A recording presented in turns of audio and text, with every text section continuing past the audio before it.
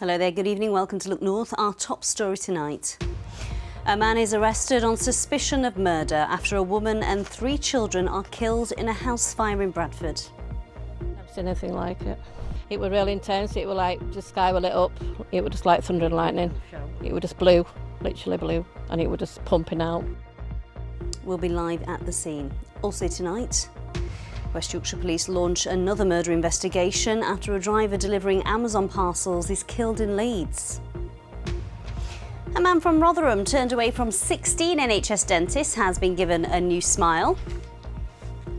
Well, it's the first day of the Ebor Festival here at York Racecourse with the richest ever race. So which horse scooped that £1.2 million prize? These wind turbines will be doing their stuff in the next couple of days. It looks unsettled, often windy, and there will be some rain around. But what about the bank holiday weekend? Join me for the detailed forecast.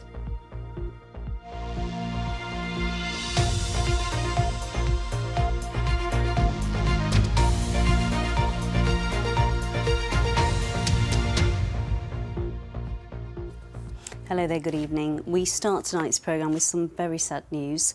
A woman and 3 children have died following a house fire in Bradford.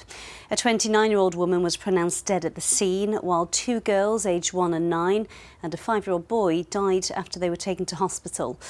A man has been arrested on suspicion of murder and has been taken to hospital with critical injuries. Let's cross live now to the scene to our correspondent Spencer Stokes. Spencer, this is tragic. Just bring us up to date with what's happened.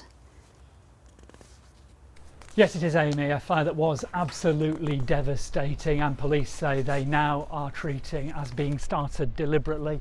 It began at around 2 o'clock last night on this street here on the edge of Queensbury in Bradford. The investigation continuing up there about 100 metres behind me, where the police vehicles are parked. The fire has claimed 4 lives in total, 3 children aged just 9, 5 and 22 months, and also their 29-year-old mother. And when police arrived at the scene, they arrested a 39-year-old man on suspicion of murder. He is currently in hospital with critical injuries. Now, West Yorkshire Police held a news conference here on the street this afternoon where they released more details about the identities of the victims. On officers' arrival, it was confirmed that a 29-year-old woman named Bryony Gawith had died at the scene. 3 children, named as 9-year-old Dynasty Birtle, 5-year-old Oscar Birtle and 22-month-old Aubrey Birtle, were taken to hospital, where sadly all 3 died from their injuries. Whilst inquiries are at their early stages, we believe that the fire was started deliberately and this incident was domestic related. Spencer, you've also been talking to people in the community, haven't you? What have they had to say about this? Yes, several people have said this afternoon that when the fire started last night, they came out of their homes to see if they could help, but it wasn't the fire that woke them up at just after 2 o'clock in the morning last night. It was the sirens from all the emergency vehicles. People talked about the street being filled with ambulances and fire engines and police cars. One of those neighbours who lives just round the corner from here is Lindsay Pearson. I spoke to her this afternoon and she's been telling me what she heard and what she saw last night. So we came out, but they wouldn't let us through. We just wanted to know what was going on, and just said it was a house fire. There was people inside it, and it's horrible. I just feel sick. I just wanted to help, but what can you do? And do you know the family that lived there? I don't know. The children are there. It's awful. There was police cars, there were ambulances. I've never seen anything like it.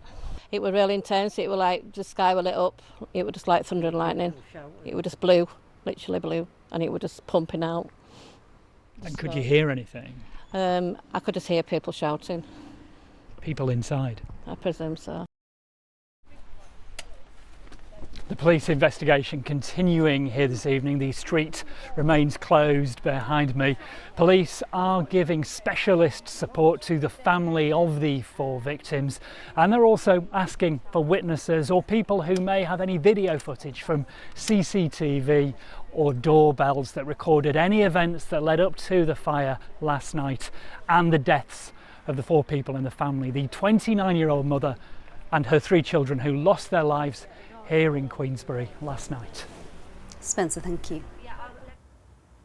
Next tonight, police in West Yorkshire have launched a second murder investigation following the death of a delivery driver during an apparent theft of his van in Leeds.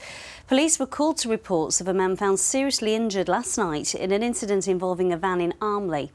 Police discovered the victim unconscious and with members of the public trying to help him. Ebor is in Armley for us tonight. Police have described this as a truly shocking incident. They were called here just before 7 o'clock last night and found a man who had been seriously injured. He was a delivery driver and had delivered a parcel about half a mile up the road. When he returned to his van, he found somebody attempting to steal it. He tried to stop them and was partially in the vehicle when it drove off at speed. It then collided with 2 parked cars just around the corner on Heights Drive. And when police got here, they found the man on the roadside. Despite the efforts of local people and the ambulance service, he died at the scene. The van was later found in Belle Isle. Now, police are appealing for anyone who saw the incident or who has any doorbell or dashcam footage to contact them.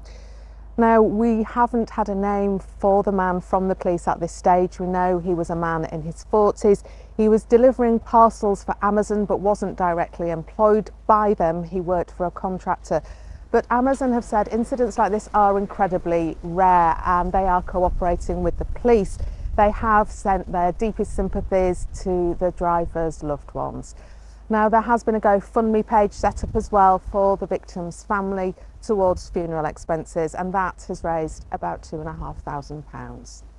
Abby Jayola, BBC Look North, Armley. You're watching Wednesday's Look North, still to come on tonight's programme. From Wakefield to Paris, we catch up with Great Britain's wheelchair basketball team captain ahead of the Paralympics.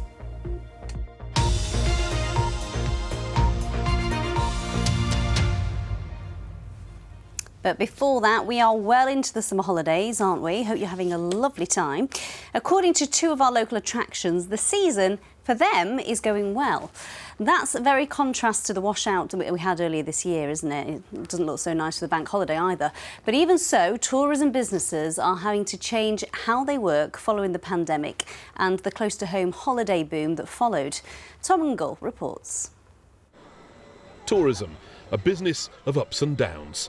Some leave customers delighted, others leave managers clinging to their spreadsheets. It's been a tough year this year because it basically rained for the whole of the first half of our year. As soon as the sun came out, people have come to us, which makes me feel better. Gulliver's Valley is part of a family-run chain. This latest park near Rotherham opened in the teeth of the pandemic. Since then, the high cost of living has meant rewriting business plans to attract families. Our short stay market is still really strong, our accommodation is strong, but we've had to really value engineer that price point to make it work for families. That value message goes through everything we do still. Now, we are lucky enough to live where the broad acres meet the high peaks. And speaking of the latter, the story at Hassop Station and cycle hire business today must be the car park is absolutely rammed. According to official figures from Visit Britain, the tourism industry is doing quite nicely, thank you very much indeed. At the end of the first 3 months of 2024, international visitors had risen to 8.7 million. That's higher than before the pandemic. Meanwhile, domestic day trips to Yorkshire in 2023 compared to 2022 were up by 12%. And that figure is even more impressive in the East Midlands, where there was a rise of 16%. Well, we do normally go off to France, but this was a last-minute holiday. We stayed in Flag. We like the hills, so we just wanted to see something picturesque, so we've come here. We haven't brought our children here before, so we wanted to come and show them the Peak District. Post-COVID, after lockdown, we were flooded with people and we were open all hours just to get people through the door and through the tills, but now we need to sort of get customers nailed on rain or shine. I think the amount of rain made us realise they need to come rain or shine. That means attractions having to work differently, like take online bookings. The pandemic boom has subsided and behaviour has changed. It's allowed us to actually really think outside the box, or maybe it's made us think outside the box and go, we have to do this differently because the standard model actually might not be working in the modern day world. 2024 has been swings and roundabouts, wet to dry, dread to cautious optimism for those charged with entertaining us. Tom Ingle, BBC Look North. Let's hope the weather does hold off for the next couple of weeks of the school holidays anyway. Let's have a look at some other news coming into the newsroom this evening. A former army peacekeeper has been jailed for attacking police at a riot in Rotherham. Hundreds of people took part in a large-scale violence outside the Holiday Inn Express in Rotherham earlier this month. 43-year-old Peter Beard was told by the judge he had wrecked his life after being filmed attacking officers, as seen here. Sheffield Crown Court was told Beard had previously toured Kosovo and Northern Ireland in peacekeeping roles for the British Army. He pleaded guilty to violent disorder and was jailed for 2 years and 6 months. The new Transport Secretary, Louise Hay, has been in Bradford today to announce that the government will set up an integrated transport strategy. It'll be published next year and will set out which transport projects will be prioritised. The Transport Secretary says too many schemes have been promised, planned, but then dropped by the previous government. That will set out absolutely that pipeline of projects to give investors, the private sector and most importantly communities the confidence and the certainty about what we're planning, and that long-term strategy will then be the plan that we deliver on the ground. No more chopping and changing, no more broken promises. It will set out the strategic approach that we're taking to infrastructure. Leeds City Council are urging people not to bring barbecues into their parks after recent moorland fires. Disposable barbecues are banned from the city's parklands and green spaces. The council said that the fire on Meltham Moor earlier this month, thought to be caused by barbecue, had raised concerns that accidental fires could happen in their parks. And waterways in Yorkshire are at risk of disappearing, that's according to the Canal and River Trust. The charity said without investment from the government, the region could lose most of its canals and rivers over the next decade. Experts said the decline in waterways in Yorkshire has been soul-destroying. Next tonight, a man from Rotherham who was turned away from 16 NHS dentists has finally been given a new smile. You might remember on Look North, we spoke to Dave Creamer 8 months ago after toothache left him in agony and on a diet of soup and painkillers. He'd been unable to get a dentist appointment for 7 months, but now, with his new teeth, he says life has been transformed for him. Simon Thake has been to meet him. The top crown. 8 months ago, when we visited Dave Creamer, he was desperate. He lost most of his teeth through decay. His diet consisted of painkillers and liquids. But now he's smiling again. I'm having to keep myself to soup and very soft drinks like rice pudding. I could barely chew anything, really. And if I did try chewing on what I'd got left, the pain was just too much. The pain went behind my ears, it were in my eyes. It would give me earache, and it was just almost unbearable at times. 16 local NHS dentists were all full. At his wit's end, Dave wrote to his local MP, Sarah Champion, and also the BBC, praying for a change in fortune. I got a phone call out of the blue. I still don't know where the phone call came from, except the dentist, or how the call came about, saying we're offering you a dental appointment, and to this day I still don't know who triggered it off. How are the teeth now? You've had this work done. How does it feel? On the 6th visit, they fitted the temporary teeth. The top set fits perfect. The bottom set, there's still quite a bit of work to do, but it's all but done now, and I just couldn't believe how quickly it all happened from being, you're never going to get a dentist, Dave. The work will set him back £340. He says it's money well spent. Yeah, I'm starting to eat better food now. New teeth means new culinary options too. So is it farewell to the soup? The tomato soups and all the rest of them are virtually gone now. I'm starting to eat real food. And when this bottom set's done, I'll be eating steaks regular when I can afford them on paydays. How tough has this process been for you, Dave? To have teeth and to look in the mirror with teeth was quite good compared to what it was just over a year ago, when there was nothing left but one massive hole, you know, that looked like it had, you know, self-imploded. But it was brilliant to get it done. The dentist has given Dave strict instructions to look after his new set of gnashers. After the long wait for an appointment, he's not desperate to go back. Simon Thake, BBC Look North, Rotherham. Nice gnashers, Dave. It's taken years off you. Now, our next guest is hoping to get into the record books by becoming the oldest ever woman to swim across the English Channel as part of a relay team. Dot Wagstaff from Pateley Bridge is 81 and, along with 5 other swimmers, is taking it in turns to swim legs of the 21-mile crossing between Dover and France. It's to raise money for Cosmic, a charity that supports families with children in intensive care. Now, Robin Hawksby from York is one of her teammates, and she's a few decades younger. I spoke to them earlier about what made them want to get involved in this. Something I was often thought of when I was much younger, teens, 20s, but then life got in the way, I guess, kids, career. And then when I was asked, I thought, why not? Swimming the Channel on a relay is quite an undertaking, isn't it? How are you feeling about it? Apprehensive, mainly because you're part of a team, so it's, if you can't complete your parts of it, then you're letting the whole team down. So that's more pressure, I think. I'm sure she won't let anyone down, will she, Robin? No, she never lets anybody down. What do you make of Dot doing this? Because she could be a record holder by the end of this. No pressure. I've known Dot for 25 years, and she's never shy to step up to any challenge. And I've no doubt that she will do it, and you won't let it, you'll be an asset to the team. And it really is going to be a challenge, isn't it? What are going to be the biggest obstacles when you actually get there in the water, Robin? I think the cold has been one of the biggest challenges for us, because we've swam together for years in wetsuits, but this is without a wetsuit, so we've had to acclimatise to swimming in swimming costumes, and we've managed to do that, so hopefully it won't be too bad. I think there's things in the sea that we're not going to be aware of. Jellyfish, apparently it's jellyfish season in September, and there's some really big ones. So if you're swimming through a sea of jellyfish, that's going to be a challenge, I think. And the debris that's in the channel, because it isn't the nicest body of water to swim in. Gosh, and in terms of training, what have you had to do to prepare for this dance?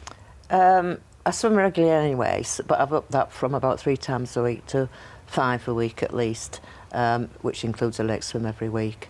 And to acclimatise to the cold, which Robin was mentioning, I've got a cold tub that sits outside, and you fill it up with cold water from the hose pipe. And my husband usually comes and chucks in, not buckets, but margarine tubs full of ice. Oh, I bet he does. Yeah. How very helpful of him. Very.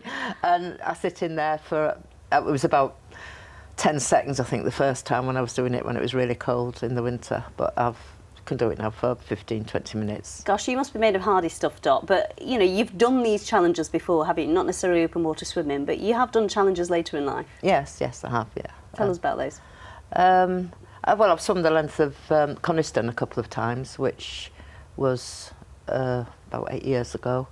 And I've done Ironman, but that's 20 years ago. But you were still in your 60s when you did Ironman. But I don't see that as a challenge, really. No, well, 60s. You're an absolute inspiration. Best of luck to both of you. Just very briefly, how is it going to work in terms of who swims at what point? Because there's 6 of you, isn't there? So we're given an order in which we have to stick to, and we each swim for an hour at a time, and we keep going until we get there.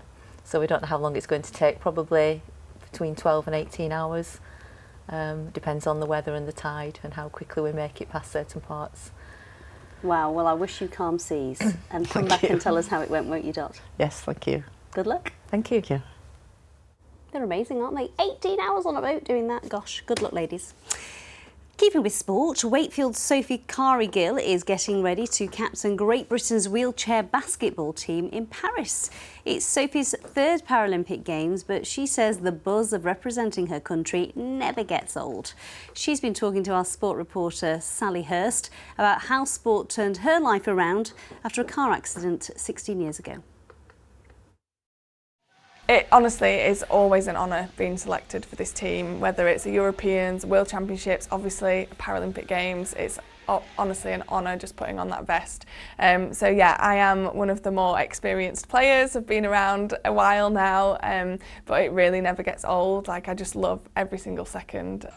GB women's basketball team have never won a medal at the Paralympic Games, but they do have the European Championships silver. And there's a real feeling here in camp that this group of athletes could be on the brink of doing something special in Paris. We've been having a really successful sort of summer period of camps and training, and it's just, yeah, I'm so excited. I feel so ready. I feel like the team feels ready. I'm just excited to get out there and compete now.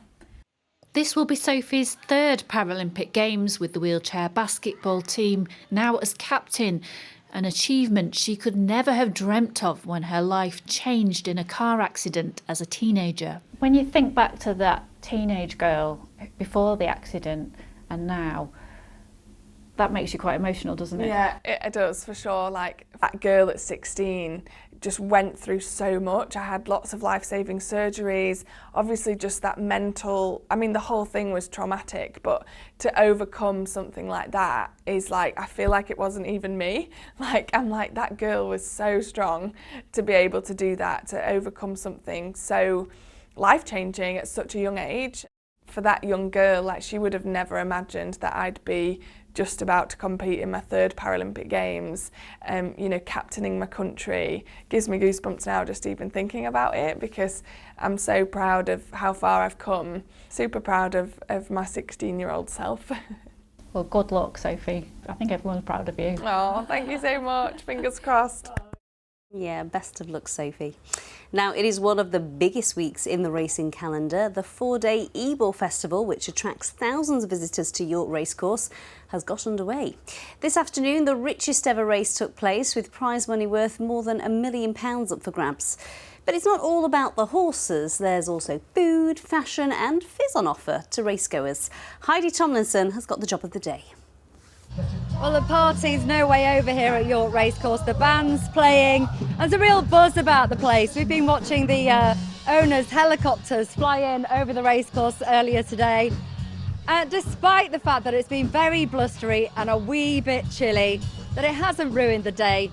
York Racecourse have thought of that, and they've installed a new wet weather canopy which actually collects the rainwater to flush all the toilets, so very sustainable. And there are new solar panels here. Not that there's been really very much sun to capture today, but racegoers are a hardy lot and they have not let it spoil their day one bit. One of the most prestigious race meetings, York's Ebor, is 4 days of horses, hospitality and hedging your bets. Well, the big money race here at York this afternoon is the 335 Judgment International Stakes. It's the richest ever race held here, with prize money at 1.2 million. And here in the parade ring are the top quality horses hoping to win. The two most high profile contenders were City of Troy, ranked as the best horse on grass right now, and Duretsa, who's come all the way from Japan, which is why there's a welcome sign in Japanese above the weighing room. Basically, they have their own dedicated cargo plane, so think stable in the sky. It's as simple as that. He actually came from Tokyo to Frankfurt, the international airport there. Then he came in a luxury horse box across Europe, popped over the channel. He's been in Newmarket since the start of the month, came up the A1 to York at the start of the week. We've seen him doing a little bit of exercise on the back straight. He looks raring to go. In the end, it was as expected. The USA's City of Troy won, scooping that £1.2 million prize. Closer to home, jockey Joanna Mason from Malton was preparing for 2 races on the Knavesmire. It's like a home race course for me. I actually was just at school, just up the road from here at the Mount, so I always used to come on a morning before school and run around the track, so I've always got a bit of a soft spot for York. York is highly regarded as the ascot of the North, but what's more important, the racing or the fun? How do you begin to start making a hat like that? Just a bit of potluck really and perseverance. We like the tips and they're always good. But yeah, it's a great day out and everything, something for everybody. We're here for the day out as well as the racing, and to watch as our horse run, which we have a small percentage in, Scatterpenny, trained by Michael and David Easterby. We do like jump racing more than the flat, but this is a good day out, is this? You sound like you know what you're talking about. What's the best tip for anybody that doesn't know about horses? Put your money in your pocket and don't bother. Wise words for the thousands who flock to York's flagship Ebor meeting. Tomorrow is Ladies' Day, hats and heels galore. Heidi Tomlinson, BBC Look North, York.